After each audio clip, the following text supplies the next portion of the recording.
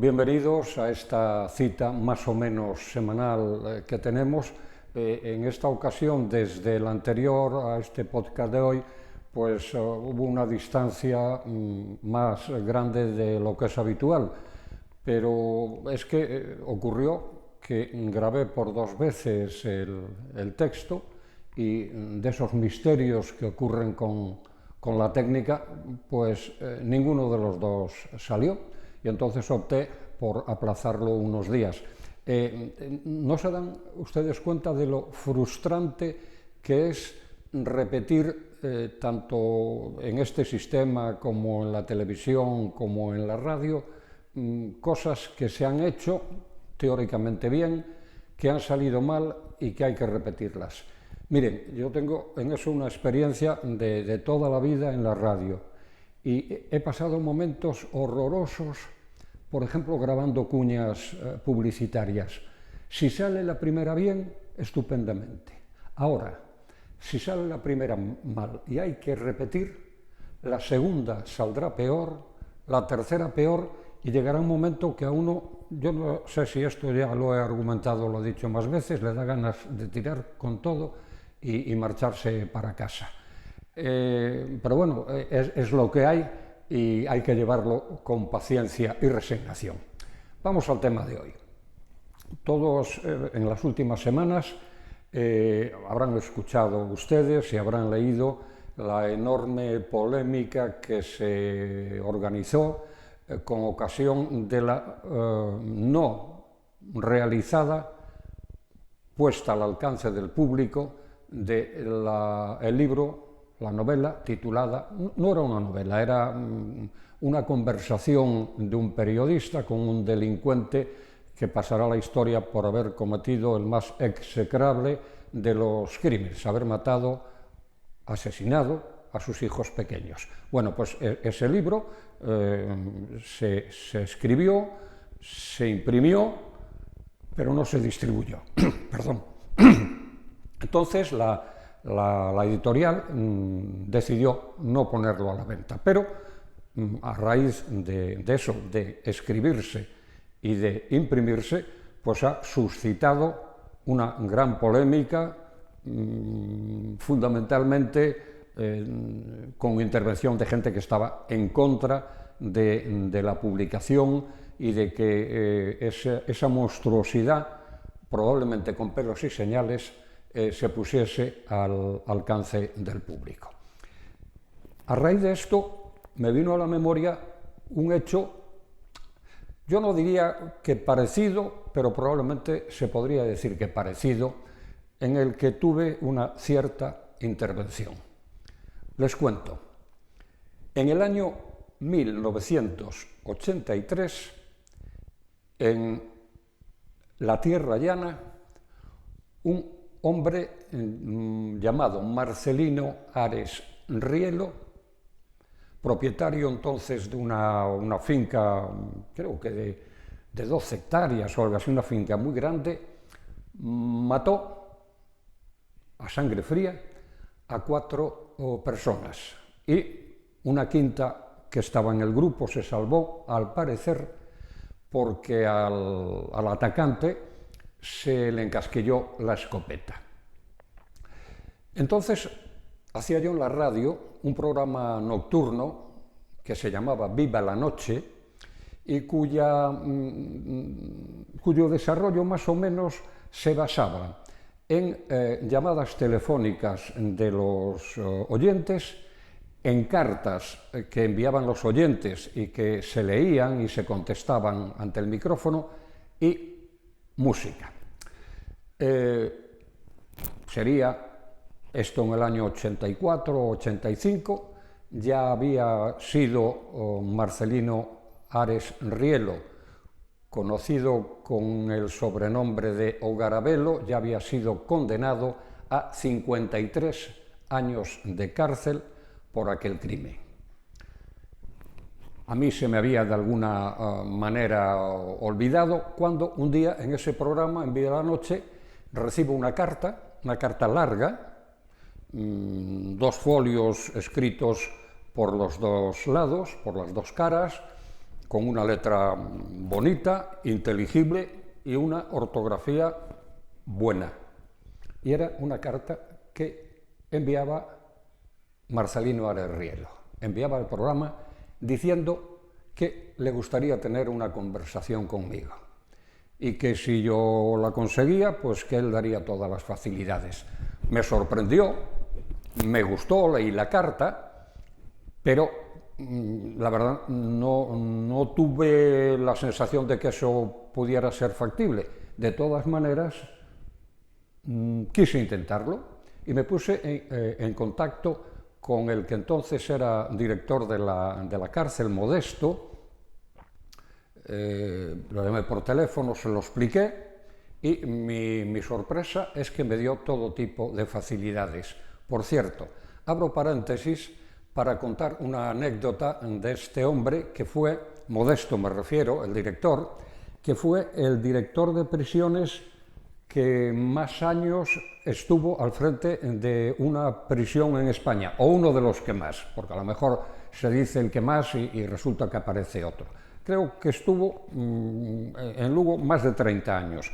De hecho, no siendo de aquí, se jubiló aquí y se encontró tan bien que se quedó a vivir aquí. Y vuelvo a abrir paréntesis dentro de esta historia porque a Modesto le ocurrió una anécdota realmente insólita. En una ocasión, por los años 80 sería, estuvo durante unas horas cesado como director de la cárcel de Bonse. Por unas horas, porque al poco tiempo el ministerio correspondiente, y en este caso la Dirección General de Prisiones, reconocieron que había sido un error y que a quien habían querido cesar y después cesaron era al director de otra prisión gallega.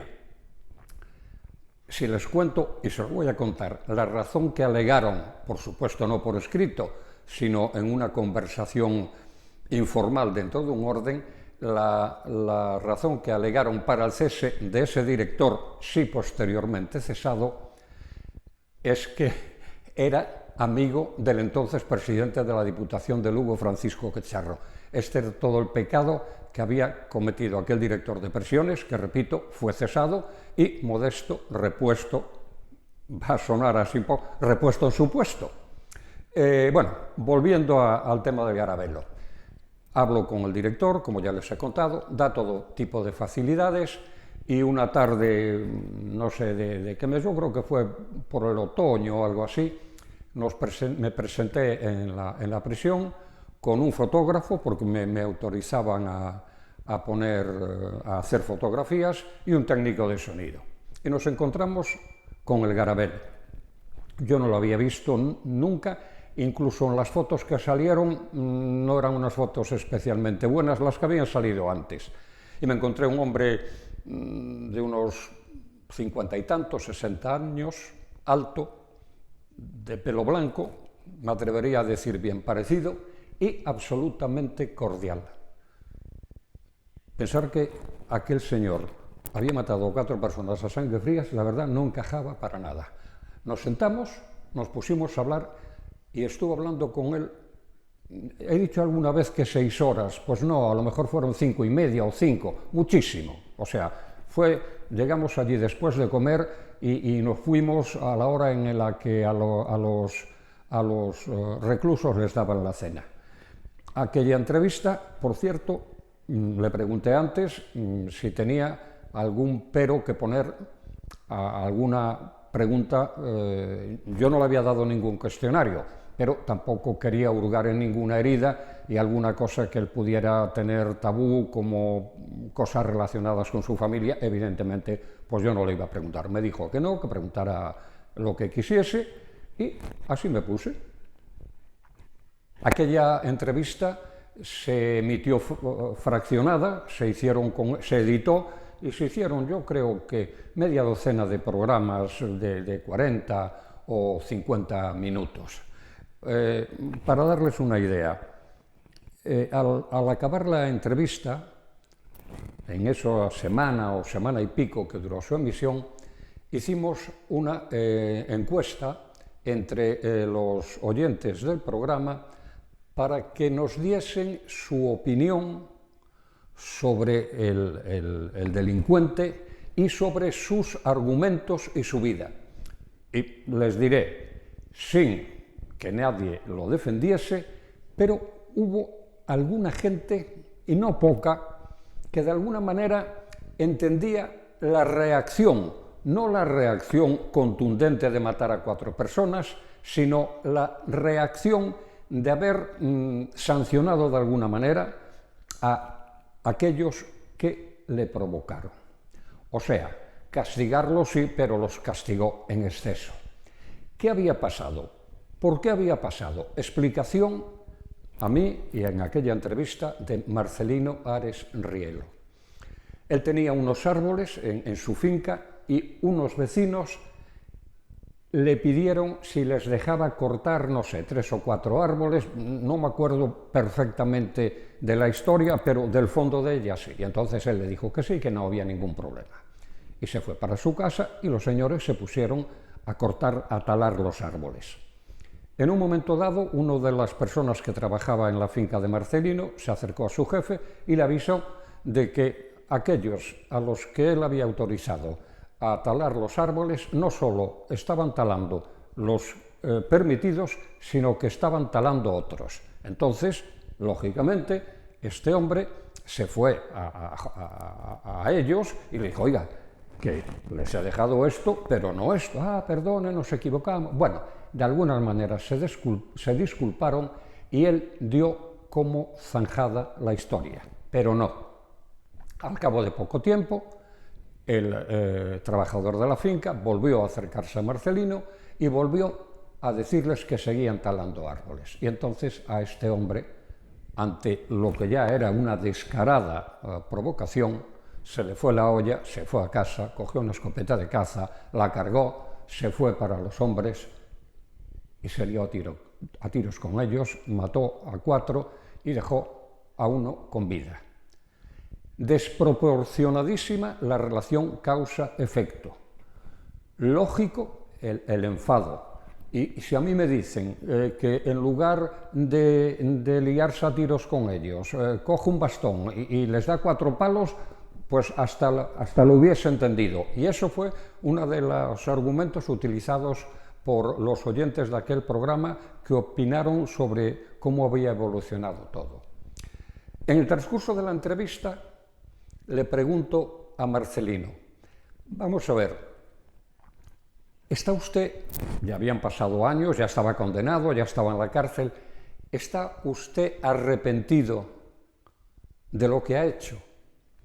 Y la contestación, por cierto, prácticamente literal, y que además yo le di la oportunidad de corregir, porque me pareció excesivamente provocadora, dijo, estoy arrepentido por las consecuencias que ha tenido para mí, pero no estoy arrepentido por haber respondido como respondí y haberles causado los daños que les causé. La verdad, bueno, se queda uno un poco sorprendido de la frialdad. La frialdad de un hombre, además, que no crean ustedes que era un tipo huero, vacío intelectualmente y mentalmente, no, era una persona con buenas ideas, un señor acostumbrado a vivir bien. Una de las cosas que le pregunto es, bueno, ¿y el día que se vaya, que le suelten y salga por vez primera a la calle, qué es lo que va a hacer? Y me contesta más o menos, irme a un buen hotel, darme un buen baño y después ir, además me citó así textualmente, ir al Berruga, pedir una ración de angulas al ajillo con un buen vino. O sea, este hombre era una persona acostumbrada a la buena vida y que sabía, digamos, elegir las buenas cosas. No tiene ni la disculpa de ser un tarao, una gente inculta que no mide las consecuencias de su disparate. Por eso, de verdad, es una pena la entrevista esta, por cierto, está en el Museo do Pobo Galego porque están pasando a CDs entrevistas que estaban en cinta magnetofónica como esta, y se le ha enviado allí porque es un documento sonoro realmente importante. Y por cierto que todavía no me la han devuelto, quedaron en devolverme la cinta y mandarme una copia de la versión digital. Pero es una entrevista que hoy podría compararse a las cosas a las salvajadas que pudo haber contestado sobre su delito este hombre que mató a sus dos hijos. ¿Qué fue de Marcelino Ares Rielo? Hombre, yo creo que esta historia podría alargarla mucho, pero podría resultar pesado. Entonces casi prefiero, si a ustedes no les importa, pararla aquí y contar la segunda parte otro día, dentro de una semana más o menos, para que a ustedes no se les amontonen los datos ni la historia, valga la redundancia. Lo que sí puedo decirles es que él falleció, que él salió muy pronto de la cárcel, estaba condenado a 53 años, lo detuvieron en el 83, al poco de cometer el delito, y yo creo que salió sobre el 95, 96 o algo así. Y en la segunda parte yo es que me volví a reencontrar con él porque al poco tiempo, a los días de salir, ojo, esto hay que aclararlo, él no se quedó, no lo dejaron en la cárcel de Lugo porque había anunciado una serie de intenciones peligrosas, no solo para gente de la cárcel, que creo que no, sino para gente de fuera. Y entonces lo destinaron, yo no sé si fue al penal del Dueso, que fue donde pasó gran parte de su condena. Y repito, vino a Lugo sobre la segunda parte más o menos de los años 90, antes del 2000 seguro. Y el día que vino a Lugo, o uno de los días que vino a Lugo, me localizó, vino a verme, estuvimos tomando, no sé, un café o una cerveza en una terraza, por cierto que no lo conocía nadie, de la Plaza de España, y después le hice una entrevista en Telelugo, en la televisión de este periódico. Pero de eso y de otras historias paralelas relacionadas con él, si me lo permiten, les hablo otro día. Gracias por habernos atendido hoy y por escuchar esto que les quise contar.